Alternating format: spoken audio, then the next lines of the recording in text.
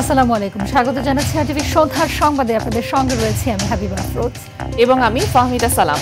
বাংলাদেশের শত্রুরা আবারও মাথাচাড়া দিয়ে উঠছে বলে মন্তব্য করেছেন বিএনপির মহাসচিব মির্জা ফখরুল ইসলাম আলমগীর। বলেন, সোশ্যাল মিডিয়ায় মিথ্যা প্রচার করে নৈরাজ্য সৃষ্টির অপচেষ্টা চলছে। নয়াপল্টনে বিএনপির কেন্দ্রীয় কার্যালয়ে এসব কথা বলেন মির্জা ফখরুল। এদিকে দলটির স্থায়ী কমিটির সদস্য গয়েশ্বরচন্দ্র রায় হুঁশিয়ারি দিয়ে বলেছেন, বিএনপি মাঠে নামলে অন্তর্বর্তী সরকারের টিকে থাকা কঠিন হবে। আরও জানাচ্ছেন শামীম চৌধুরী। ৭ নভেম্বর বিপ্লব ও সংহতি দিবস উদযাপন উপলক্ষে নয়াপল্টনে বিএনপির কেন্দ্রীয় কার্যালয়ে দলের সম্পাদক মণ্ডলী ও ঢাকা মহানগর নেতৃবৃন্দের সঙ্গে যৌথ সভা করেন মির্জা ফখরুল ইসলাম আলমগীর। দিবসটি উপলক্ষে ৫ থেকে ১৩ নভেম্বর পর্যন্ত কর্মসূচি ঘোষণা করেন তিনি। সিদ্ধান্ত নিয়েছি যে এবার ৭ নভেম্বর আমরা যথাযোগ্য মর্যাদার সঙ্গে পালন করব। সেই জন্য আমরা ১০ দিন ব্যাপী কর্মসূচি নিয়েছি। সভা শেষে গণমাধ্যমকে মির্জা ফখরুল বলেন, হতাশা আর অনিশ্চয়তার মধ্য দিয়ে যাচ্ছে দেশ। তারেক রহমানকে নতুন আশার আলো উল্লেখ করে তিনি বলেন, ধ্বংসের দ্বার প্রান্ত থেকে বারবার ঘুরে দাঁড়িয়েছে বিএনপি। আমরা দেখছি যে বাংলাদেশের শত্রুরা তারা আবার মাথা চালা দিয়ে উঠতে শুরু করেছে, মাথা তুলে উঠতে শুরু করেছে। আমরা দেখছি যতই সময় যাচ্ছে ততই বাংলাদেশে একটা অ্যানার্কিক সিচুয়েশন, একটা পুরোপুরি একটা নৈরাজ্য সৃষ্টি করার অপচেষ্টা চলছে। দুর্ভাগ্যক্রমে আমরা দেখছি যে সোশ্যাল মিডিয়াতেও প্রোপাগান্ডা, মিথ্যা প্রচার দিয়ে বাংলাদেশে একটা নৈরাজ্য সৃষ্টি করার প্রক্রিয়া চলছে। এদিকে দলের প্রতিষ্ঠাতা সমাধিতে শ্রদ্ধা নিবেদন করেন ডক্টরস অ্যাসোসিয়েশন অব বাংলাদেশ ড্যাবের নবগঠিত কমিটি। পরে গয়েশ্বরচন্দ্র রায় ঐকমত্য কমিশনের সমালোচনা করে বলেন, জুলাই সনদে পরিবর্তনের ব্যাখ্যা দেবেন অন্তর্বর্তী সরকার। আমরা যেহেতু সুষ্ঠু অবাধ নির্বাচন চাই, তাই হয়তো যেভাবে প্রতিবাদ করার কথা আমাদের পক্ষ থেকে আমরা সেভাবে প্রতিবাদ করছি না। কারণ আমরা যদি প্রতিবাদ করি বা আমরা যদি মাঠে নামি, তাতে সরকার টিকে থাকবে কিনা সন্দেহ। বিএনপির আন্তর্জাতিক বিষয়ক সম্পাদক ব্যারিস্টার নাসির উদ্দিন আহমেদ অসীম বলেছেন, সংসদ ছাড়া সংবিধান সংশোধন রাষ্ট্রদ্রোহিতার শামিল। বিকেলে ধানমন্ডিতে ধানের শীষ প্রতীকে ভোট প্রদানে উৎসাহিত করার লক্ষ্যে মিছিল শেষে একথা বলেন তিনি। জুলাই সনদ সংসদে গিয়ে সংসদ সদস্যরা যদি পাস করেন তবেই সেটা আইন হতে পারে। শামীম চৌধুরী, আরটিভি, ঢাকা। এনসিপির আহ্বায়ক নাহিদ ইসলাম অভিযোগ করেছেন, শেখ হাসিনাকে আশ্রয় দেওয়ার মাধ্যমে জুলাই গণহত্যাকে সমর্থন দিচ্ছে ভারত। সকালে কেন্দ্রীয় কার্যালয়ে এক ব্রিফিংয়ে গণ অভ্যুত্থান প্রশ্নে যতদিন ভারত তার অবস্থান পরিবর্তন না করবে ততদিন বাংলাদেশ ভারত সম্পর্ক শীতলই থাকবে বলে মনে করেন তিনি। নাহিদ আরও বলেন, জুলাই সনদ স্বাক্ষরের দিনই জাতীয় অনৈক্যের সূচনা হয়েছে। কোনো ধরনের বাছবিচার ছাড়াই সনদে স্বাক্ষর করে জাতির সঙ্গে প্রতারণা করা হয়েছে। গণভোট নির্বাচনের আগে না পরে হবে সেটা প্রধান সংকট নয়, তবে জুলাই সনদ অবশ্যই ডক্টর ইউনূসকে জারি করতে হবে।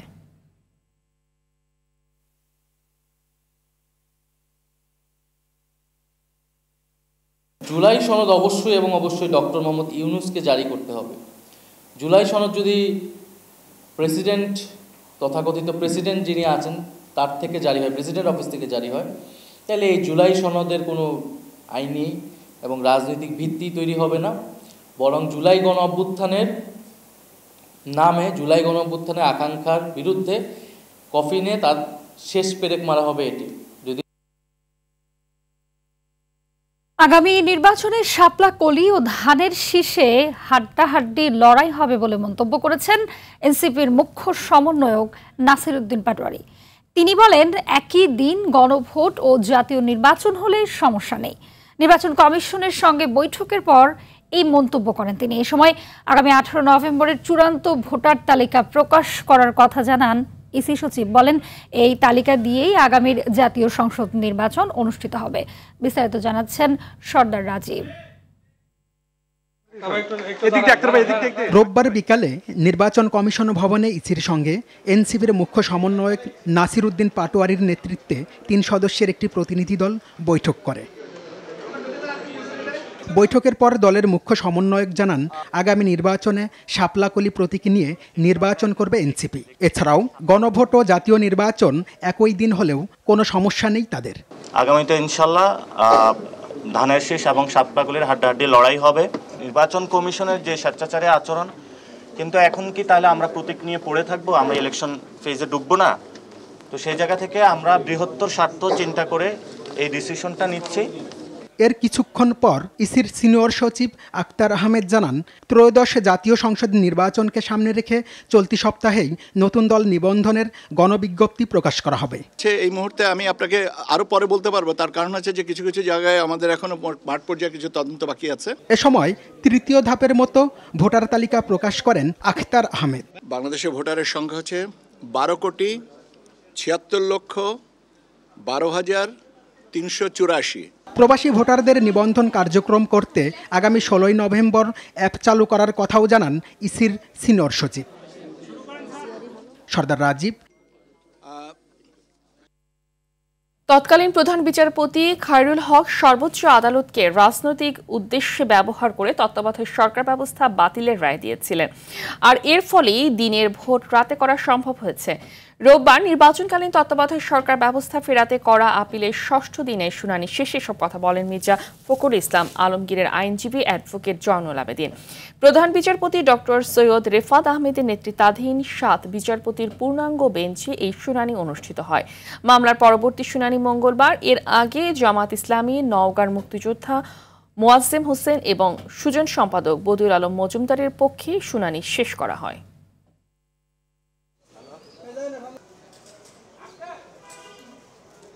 বাংলাদেশের সাবেক প্রধান বিচারপতি খায়রুল হক দেশের সর্বোচ্চ আদালতকে ব্যবহার করেছেন রাজনৈতিক উদ্দেশ্য প্রণোদিতভাবে, এবং তার এই ব্যবহারের কারণেই যত হানাহানি, কাটাকাটি, মারামারি এবং আজকে ভোট নিয়ে যে অনিশ্চয়তা, সব কিছুর মূলে হচ্ছে খায়রুল হক।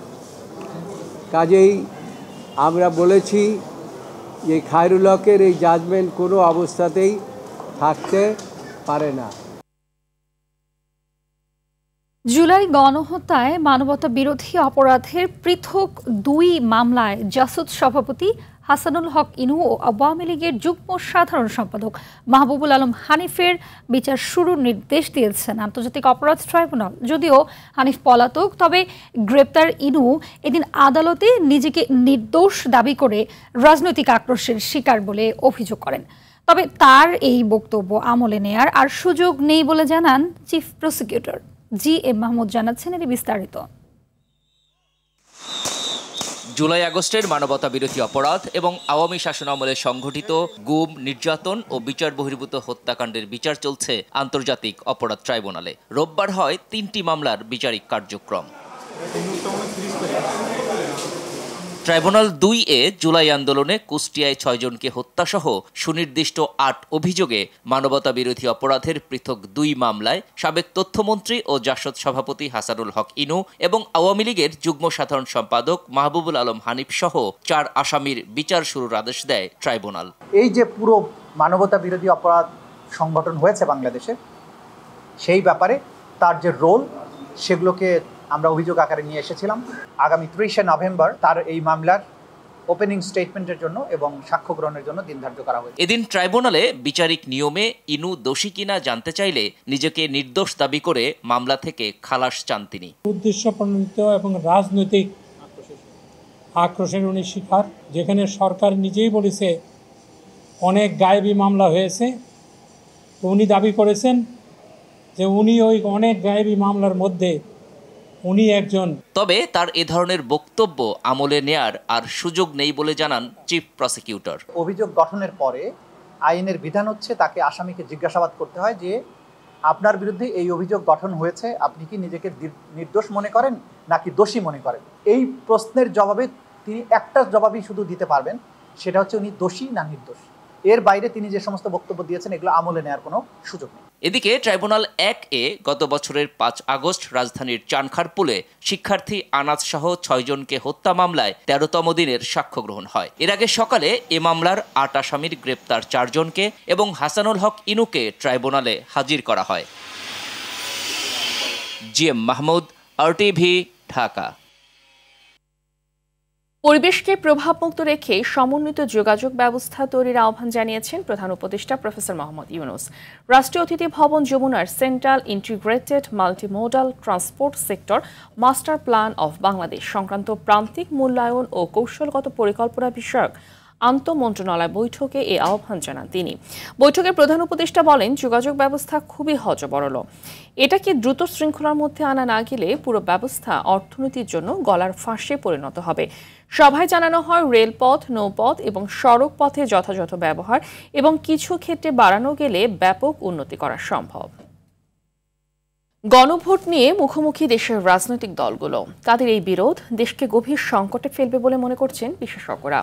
পরিস্থিতি সংঘাতময় হওয়ার পাশাপাশি জাতীয় নির্বাচন ভেস্তে যাওয়ার শঙ্কাও তাদের।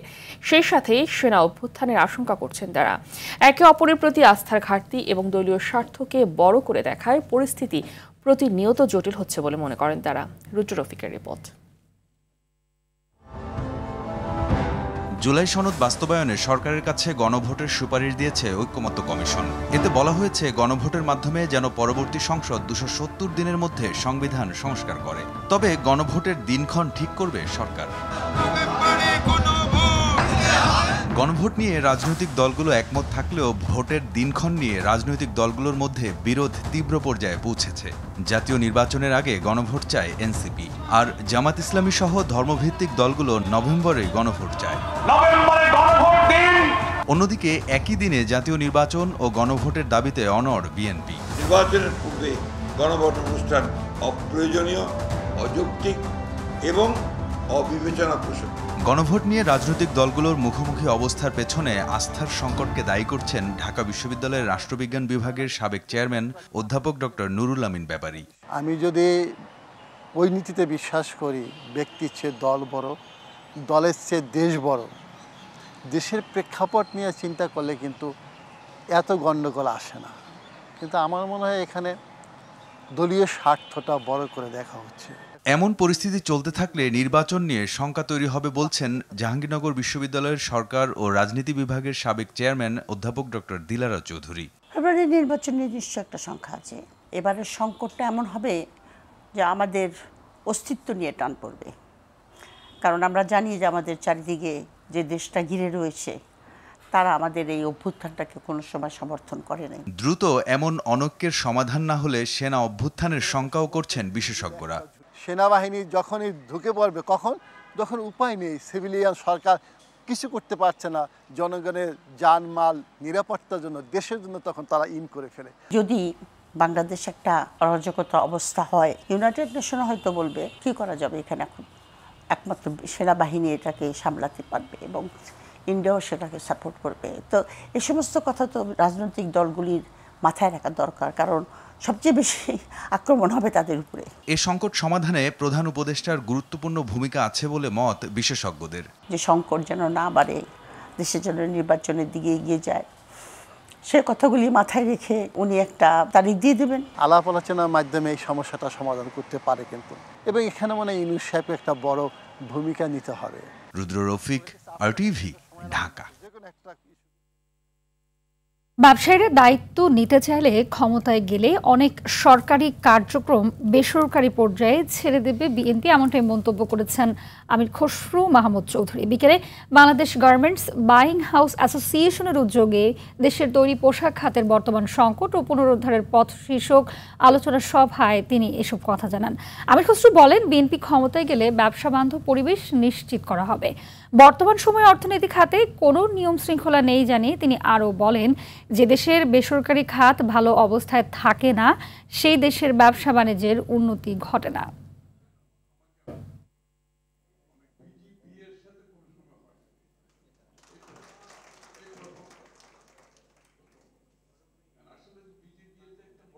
আগামী দিনের যদি আমরা সরকার গঠনের সুযোগ পাই, আমি যেটা বলছি ডিরেগুলেশন বলছি না, I am saying serious deregulation.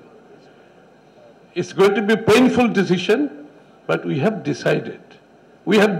আমি আপনাদেরকে বলতেছি, আমরা এটা করব, এবং এটা ছাড়া তাদের কোনোদিনও বাংলাদেশের ওই ভবিষ্যৎ নতুন বাংলাদেশ আকাঙ্ক্ষা বক্তৃতায় থেকে যাবে, কোনো কিছু হবে না। কিন্তু আইনশৃঙ্খলা পরিস্থিতি বিবেচনা করে এবারে টঙ্গীর বিশ্ব ইজতেমা আসন্ন নির্বাচনের পর হবে বলে জানিয়েছেন ধর্ম উপদেষ্টা ডক্টর আ.ফ.ম. খালিদ হোসেন। সকালে সচিবালয় ইজতেমা নিয়ে সাদ ও জুবায়েরপন্থীদের আলেমদের সাথে বৈঠক শেষে কথা জানান। ধর্ম উপদেষ্টা বলেন, নির্বাচনের পর কোনো গ্রুপ আগে ইজতেমা করবে তা পুনরায় বৈঠক করে জানানো হবে। তিনি আরও বলেন, এবারে নির্বাচন যথাসময়ে হবে এবং উৎসবমুখর পরিবেশে আগাচ্ছে সরকার। ডক্টর জাকির নায়েক বাংলাদেশে আসার প্রশ্নে ধর্ম উপদেষ্টা বলেন, একটি দল ধর্ম মন্ত্রণালয়ে দেখা করেছে, তবে বিষয়টি স্বরাষ্ট্র ও পররাষ্ট্র মন্ত্রণালয় দেখভাল করছে। আবার আনসার বাহিনী, পুলিশ, অতিরিক্ত পুলিশ লাগে, অতিরিক্ত আনসার লাগে। প্রয়োজনে সরকার যদি মনে করে প্রশাসনের সহযোগিতার জন্য সেনাবাহিনীও তলব করে। তো এর আগে এত বড় একটা সমাবেশ যেখানে বিদেশি মেহমানরাও থাকবেন, এই ঝুঁকি নেওয়াটা সরকারের জন্য উচিত হবে না মনে করে ওনারাও সেটা বুঝতে পেরেছেন। ক্ষমতার অপব্যবহার করে বিদ্যুৎ ও জ্বালানি খাতে ব্যাপক দুর্নীতি অনিয়ম করেছে বিগত আওয়ামী লীগ সরকার। টাকা পরিশোধের তুলনায় বিদ্যুৎ পাওয়ার হিসেব মেলানো যায় না বলে মন্তব্য করেছেন বিদ্যুৎ ও জ্বালানি উপদেষ্টা মোহাম্মদ ফাউজুল কবির খান। তিনি বলেন, বিশাল অঙ্কের ঋণ পরিশোধ করতে হবে জনগণকে। সচিবালয়ে বিদ্যুৎ ও জ্বালানি আইন পর্যালোচনার লক্ষ্যে গঠিত জাতীয় কমিটির রিপোর্ট প্রকাশ শেষে এ কথা বলেন তিনি। উপদেষ্টা বলেন, এসব অনিয়ম দুর্নীতির সঙ্গে জড়িতরা কেউই ছাড় পাবে না। আমাদের ইন্টারিম রিপোর্ট যদি আমরা হেরে যাই, মানে শাস্তি দেওয়ার ক্ষমতা খুবই সীমিত। কারণ হচ্ছে কি, অনেকে তো এখান থেকে রিটায়ার করে গেছেন, অনেকে চাকরিতে নাই। আপনি কি করবেন একটা রিটায়ার লোককে? তো কি করবেন? তো ওই জন্যই আমরা এটা ওই অ্যান্টি কারাপশন কমিশনের সাথে আমরা পূর্ণ সহযোগিতা করব। আমরা এই যে একটা এত বড় একটা অন্যায় হচ্ছে জাতির প্রতি, এই অন্যায়টার আমরা একটা হয়তো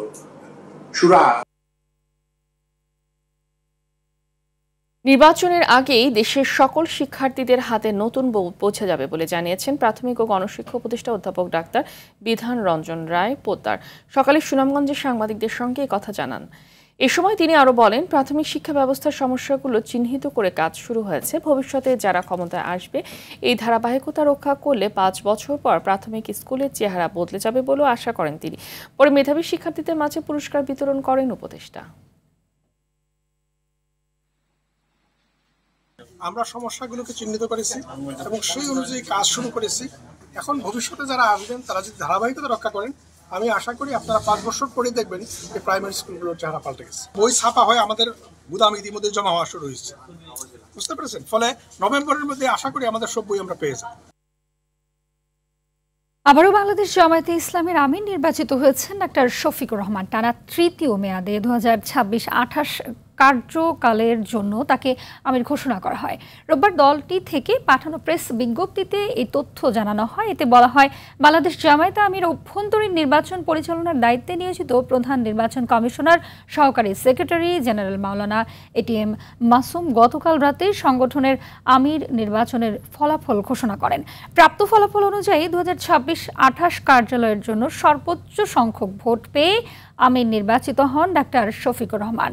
এর আগে 9 অক্টোবর থেকে 25 অক্টোবর পর্যন্ত সারা দেশের রুকনদের নিকট থেকে গোপন ব্যালটের মাধ্যমে ভোট গ্রহণ করা হয়।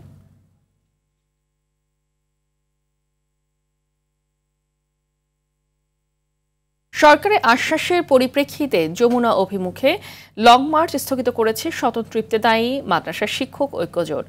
জাতীয় প্রেস ক্লাবের সামনে মন্ত্রণালয় থেকে ফিরে সংগঠনের চেয়ারম্যান কাজী মোখলেসুর রহমান বলেন, শুধু আশ্বাস নয়, জাতীয়করণের দাবি পূর্ণাঙ্গভাবে বাস্তবায়ন না হওয়া পর্যন্ত প্রেস ক্লাবের সামনে অবস্থান কর্মসূচি অব্যাহত থাকবে। একই সাথে কাল দুপুর 12টায় জাতীয় প্রেস ক্লাব এলাকায় বিক্ষোভ কর্মসূচির ঘোষণা দিয়েছে সংগঠনটির চেয়ারম্যান। এর আগে সকালে যমুনা অভিমুখে লং মার্চ পুলিশি বাধায় পণ্ড হয়।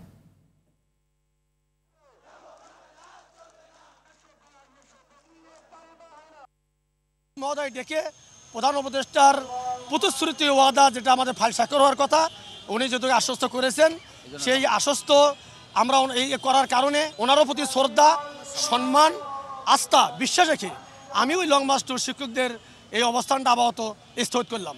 দুপুর 12 ঘটিকার মধ্যে এই আন্দোলনত শিক্ষকদেরকে নিয়ে আমরা বিক্ষোভ কর্মসূচি আমরা পালন করব।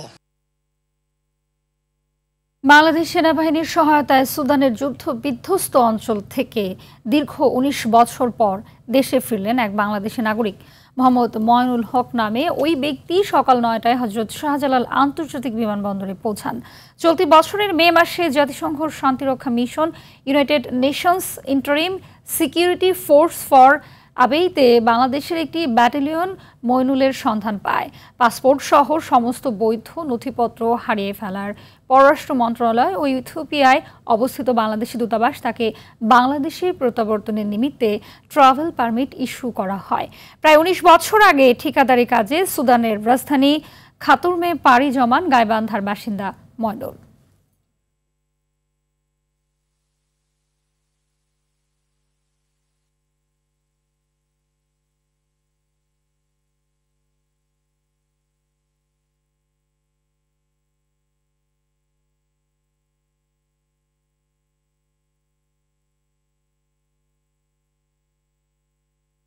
দর্শক, প্রবাসী ভোটারদের নিয়ে হোটেল লেকশোরে কথা বলছেন বিএনপির মহাসচিব মির্জা ফখরুল ইসলাম আলমগীর।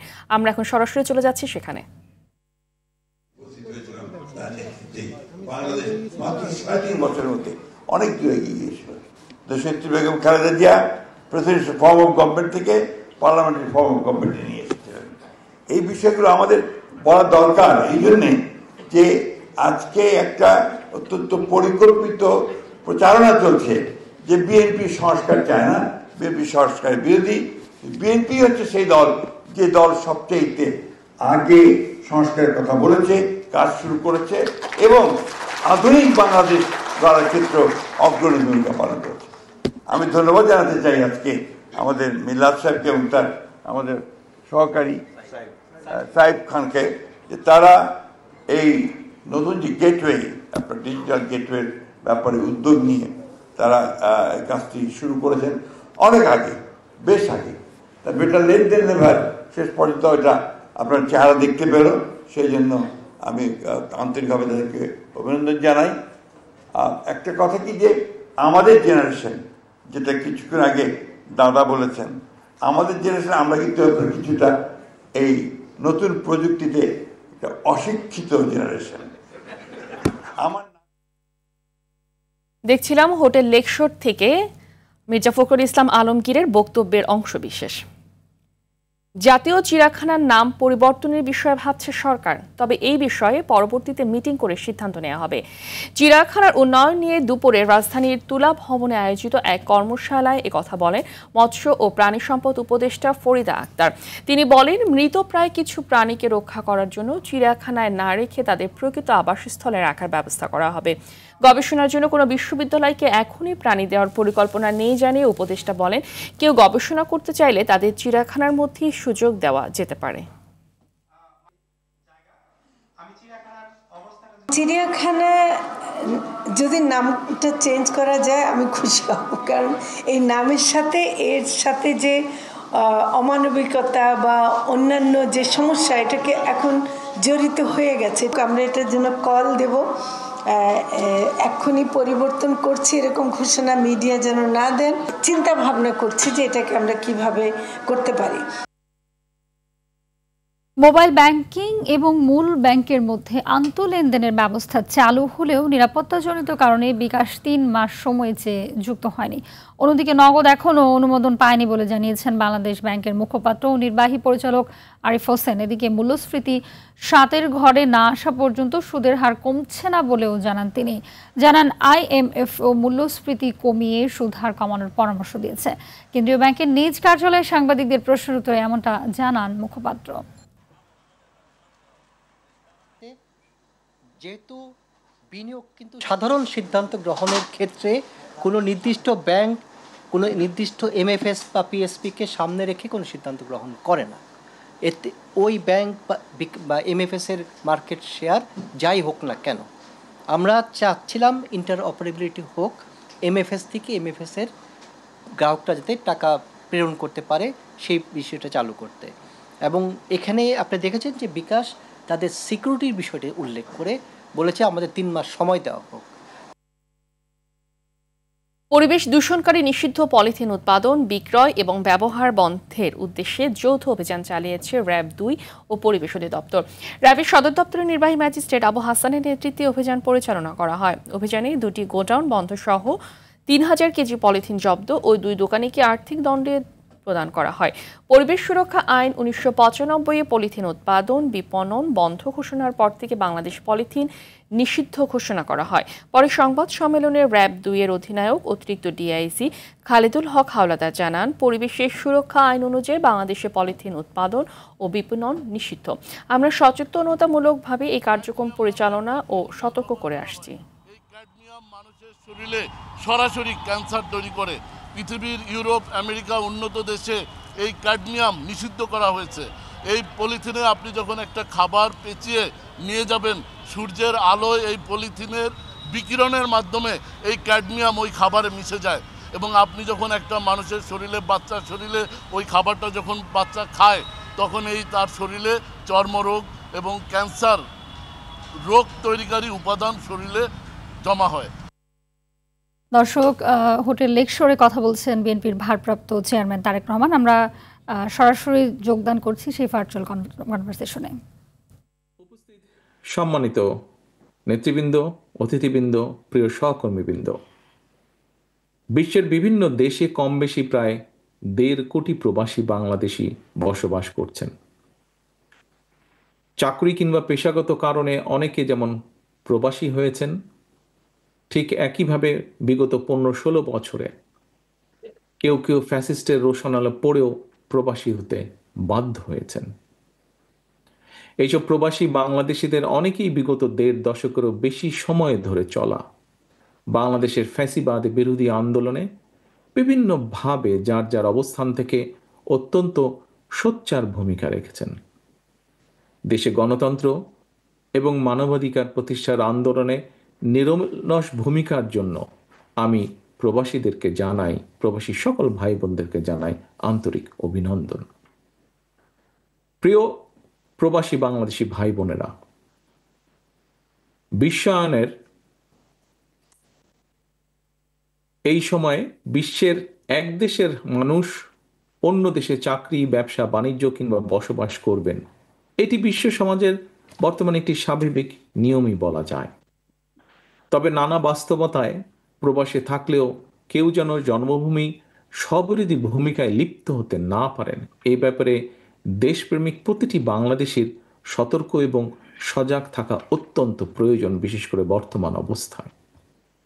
প্রবাসী বাংলাদেশি ভাই বোনেরা লাখো প্রবাসী দূর প্রবাস থেকে কষ্ট করে মাথার ঘাম পায়ে ফেলে বাংলাদেশে রেমিটেন্স পাঠান। আপনারা জিডিপিতে রেমিটেন্সের অবদান এই মুহূর্তে 6 থেকে প্রায় 7%।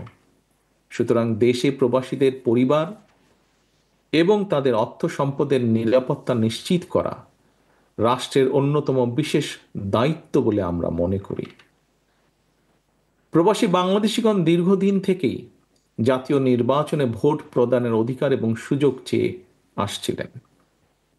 আসন্ন নির্বাচনে তাদের সেই আশা অনেকাংশেই পূরণ হতে যাচ্ছে। এবারই প্রথমবারের মতন বিভিন্ন দেশের প্রায় 50 লক্ষের মতন প্রবাসী আসন্ন জাতীয় নির্বাচনে ভোটদানের সুযোগ পাচ্ছেন। আমি প্রবাসী ভাই বোনদের ভোট প্রদানের এই সুযোগকে জন্মস্থানের প্রতি প্রবাসী বাংলাদেশিদের অধিকার এবং অবদানের একটি সম্মানজনক স্বীকৃতি হিসেবে বিবেচনা করি। প্রবাস থেকে এবারই প্রথমবারের মতন ভোট দেওয়ার সুযোগ সৃষ্টির কারণে ভোট গ্রহণ প্রক্রিয়াটি কারো কারো কাছে কিছুটা জটিল মনে হতে পারে।